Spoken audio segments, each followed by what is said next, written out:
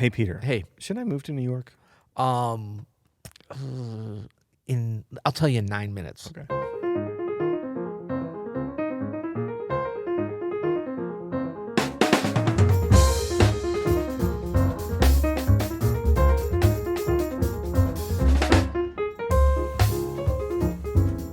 I'm Adam Maness. I'm Peter Martin. You're listening to the You'll Hear It podcast. Daily jazz advice coming at you. Take two. Oh, yeah. This is a take two. Yeah. I guess we're going to pull back the curtain. Very unusual for us. We got a few minutes into this episode. We were 3 minutes. Probably 3 minutes. Would you say 3 minutes, Ryan? Something like that? What happened? I wasn't feeling it, man. But you weren't feeling it either. But I said it. I think, and then once I abandoned it. Yeah, so occasionally we should let people in on our little joke before this becomes take three. Okay. Occasionally we have to do a second take because our quality control team, which is you or I, Yep. or nobody often, Yeah. says, you know what, this is not up to the level of a award-winning podcast. Ooh, which would be interesting that I saw. Oh, see, I'm throwing you some curveballs today. Should we let them know about that too? Yeah, we did. This is like a hat within a hat. This is like the Russian doll when you pull the different layers apart, right? This is a hockey helmet on top of a basketball visor. I don't know.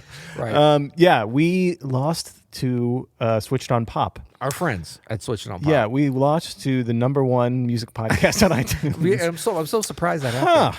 It's like on the Vox network, and Yeah. So this is the podcast, the potties as we called it. Only we were calling it the potties, but it's the Podcast Awards, the People's Choice Award. Yep. We were nominated. We made it to the finals. Yep. We recorded our acceptance speech, not because we're cocky, because it was required Yep. to go to the next level. And we lost. We just found out we had a crushing defeat to Switched on Pop, which is a really good podcast that I highly recommend. So Yeah. my bitterness to losing to them does not deflate my enthusiasm for, uplifting a fellow member of the podcast community. So we're going to link below to that. To Switched on like Pop? they need it. Yeah, no, they're awesome, man. Yeah, they deserve to win. yeah. But I mean, they do way more than two takes like we do. Man, yesterday, I don't think you were around, but producer Andrew he broke the news to me about the loss, and I was gutted, obviously. Yeah. And then he said something so funny. He's like, and what really pisses me off is that another podcast won called Dads with Bourbon, and that's basically our podcast too. Exactly. And I was like, yeah, it's pretty close. Yeah. But they're probably talking about the bourbon. Right. We're Exactly. we're just talking about jazz, but there's bourbon there. I wonder if they have jazz on Dads with Bourbon. Like, You know what I'm saying? Can we get a little love for being multifunctional? put a little Tommy Flanagan up in there. Exactly, yeah. Anyway, yeah, we're over it. Not.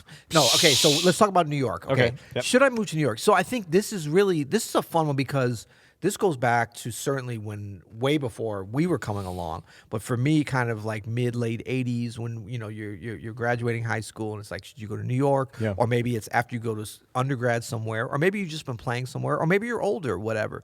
But I mean, I remember reading in Herbie Hancock's great biography where he talks about that going up to New York, you're going to have a gig. And I think his mom was like, how are you going to afford? Like it's the same thing over and over again.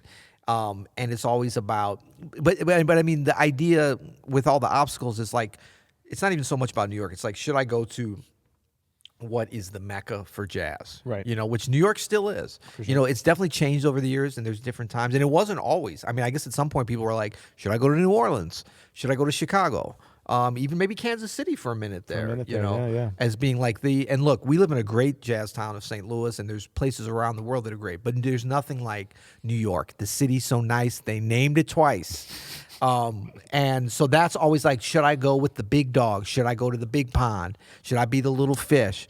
Should I, go where I really have a chance to be part of kind of what is perceived and often is the highest level of kind of and most density of jazz music industry, folks. Yeah, I mean it's going to be the eternal question, and when I get asked, my answer changes from person to person who asks me. Yeah, well, somebody sucks. No, don't. Yeah, go. I mean that's the thing is like it's, or if maybe I just don't think their personality, like if it's not going to be good for them or something. Like if they're into farming. Yeah, like not a good place if for you that. want to be in the mountains, Well, urban farming, maybe. don't go to New York. No. But if you're just obsessed and out at jazz clubs anyway, in whatever hometown you're in, Yeah. and you're out late at night and you just want to play jazz and that's all you want to do, I always say you should go to New York. But not in the middle of the night when you're out in time. Wait till the next day. Wait till the next day. Yeah. Plan it. Plan it and- out. Yeah. Sell your truck. Yeah. No, but it's and I say this and for the same kind of things that you were just mentioning about like, it's really just like, should I get out of this town? Like, should I go somewhere where I'm going to be challenged, right? Yeah. Because if you're from a smaller community, even a small city, it's easy to have the big fish in a small pond mentality, and that is going to kill your growth. Well, and I think you actually just brought up a good point before this too, which is if I think what you said was if you're out about town and you really, I think it's important to fully exploit the opportunities where you are first. Sometimes we maybe get frustrated when you hear a young musician's like, I want to go to New York, but they haven't really taken advantage of all the things in their town first. Sure.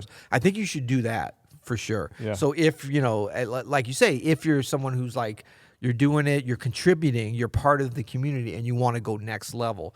But I think all too often folks want to skip some steps. Yep. And they want to be like, oh, there's nothing here for me. I got to go here. And I don't think that's a good idea. And I think most of the musicians, the time when I was in New York, and every time I'm there now, most of the musicians that are really successful there that aren't from New York originally were very connected and even stay connected in their original communities and certainly, took part in everything that was offered before they went next level. Yeah, when you go to New York, you're going all in on being a jazz musician. Our friend, mutual friend Bjorn Ranheim, great cellist here with the St. Louis Symphony.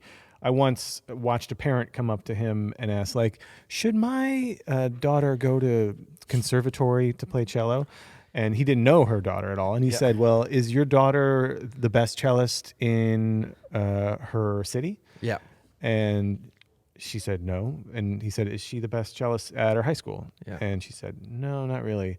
She's like, well, probably not. I mean, he was just very direct. No, that's good, but though. it was good advice, actually, because it's like, if you would like to your point, if you're trying to skip steps, like if you're not one of the best musicians, at least of like your peers, right? And your generation. Like, of course, there's like, if Peter Martin lives in St. Louis, you're not going to like, be the best pianist in St. Louis. But if you are like the best pianist under 20 in St. Louis, you should maybe think about going to New York. Win your age division, at least. Win your what age you're saying. division. Exactly right. Yeah. Well, and I like this. It's funny because I remember my dad, my father used to say similar things that you're saying Bjorn did. Like he'd have a lot of sort of students would come when they're in high school, help me get in. Like I want to study with you so I can, he's violinist, violist, and I want to study with you to get ready for an audition. And sometimes they would come and he's like, how old are you? Like, oh, I'm 17, I'm a junior, I'm a senior. And he's like, forget about it. Find something else to do. I was like, too Dad. late. It's too late. Yeah. I'm like, why are you being so hard? I was like, you don't know. But it was the same kind of thing. He would be like, are you the best or whatever?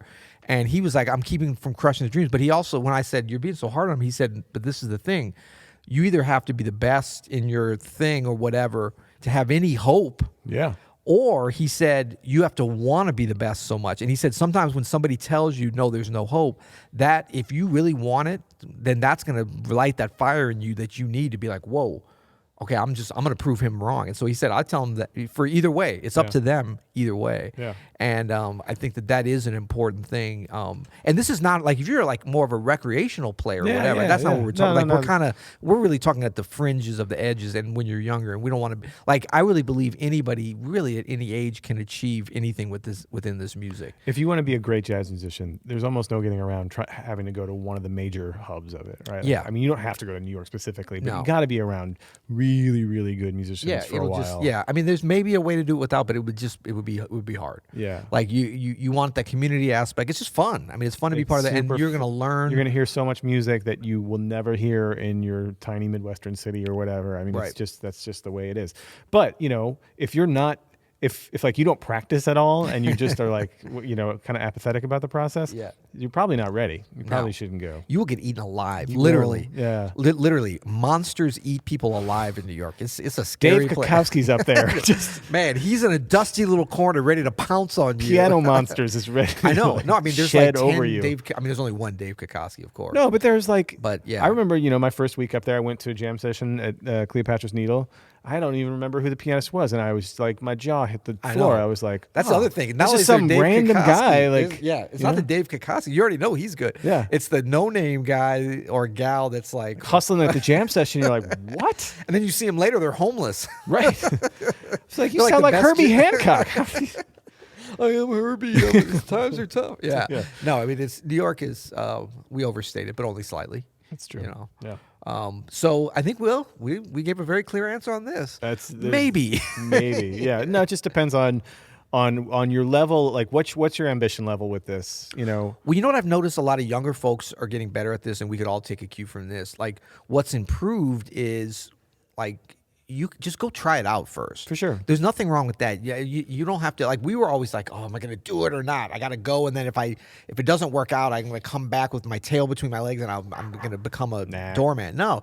Now you can go up and I mean, you always could, but Airbnb or couch surf or whatever's going on, try it out for sure, because some people just hate that lifestyle is difficult. Man, the week I moved, can I tell you a funny story? Yeah. I played a gig here with a legendary saxophone player, and there was a dusty local bass player on the gig. But I'll tell you after the podcast ends. And I goes like, you won't hear it. I was like, all right, man, I'm leaving for New York. And he's like, I'll see you again. Oh, God. He's like, or something like that. He's like, you'll be back. Yeah. Oh, and you've avoided him ever since you've been back, haven't you? No, I see him all the time. He's a nice guy. It was like super blunt. Oh, that's great. Yeah. And hey, I mean, here I am. Yeah. Well, you put your time in. You put your time. Yeah. That's the other thing. It doesn't have to be to move forever. No, that's you true, were man. there for a minute, and I was there for a minute, and it's like you take that. Like, once you've done it and survived and done some gigs and made it there, you can go back with a different kind of appreciation, and then musicians look at you differently. Although if you're not there, even in this day and age, I remember when I was going up there a lot, but living in New Orleans. But I mean, I was up in New York a lot. I actually stayed in the Beacon Hotel for 5 weeks one time, literally 5 weeks straight. Damn. And when I was working with Jazz and Lincoln Center, and I would see people there. I was kind of like, I'm pretty much New York. I used to have a pager. You don't know about pager? I do. You know what a pager is? Sure. He doesn't know what a pager is. Yeah, he doesn't know. He's too young. He's 57. He doesn't know. No, but with a New York number, I had to like pay extra to get a New York number, Sky Pager, just so everyone would think I was there, because I was like, I'll come up to New York to do a good gig, But then when they find out, they're like, you in the city? I'm like, I'm in the city. Yeah. But I was like, I would never kind of totally lie. I was like, I'm in and out. They're like, man, are you living up here? I was like, no. Oh, sorry. Okay, no. Yeah. No, but this is a good point, though. It's like you don't have to live there forever. But those years that you're up there, those will define who you are from going forward. That's right. For sure. That's right. Good. Yeah. All right. Well, this was fun, man. It was fun. Tomorrow we'll do Should I Move to Chicago? We're gonna make a series out of this. And the next day, Should I Move to Albuquerque? Like, should I specifically? Yeah. We're gonna make it very personalized. We are sponsored by Open Studio Jazz. There's no way around that, because the sign is there, the building is here, the pod cave is here, Ryan is here. This is all Open Studio. Open Studio built this shack. Built this city. But we're very proud of our association. We've got the You'll Hear It sticker. We're going to do a giveaway soon. We got to give some love for our You'll Hear premium members. Go to you'llhear.com, become a premium member. We're going to do some sticker. I know that doesn't sound like the greatest thing, but it actually is great. I'm going to need T-shirts. two. We're going to do T-shirts. I'm getting a new computer very soon. Okay. As soon as we got you covered. Cat puke. Are you a premium member? Yeah. Okay. Good. And Heather just got a new gig, and she got a new computer for a gig, and she asked for a You'll Hear It sticker, and I was like, really? Well, is she a premium member? She's a guest host, so shouldn't she get one for that? We're bringing the wives back for guest hosting too. Make a note of that. It'd be fun. You don't have to make. I was just kidding. You don't have to make a note of that. But let's make a mental note of that. That'll be good. Yeah. And until tomorrow, You'll hear it.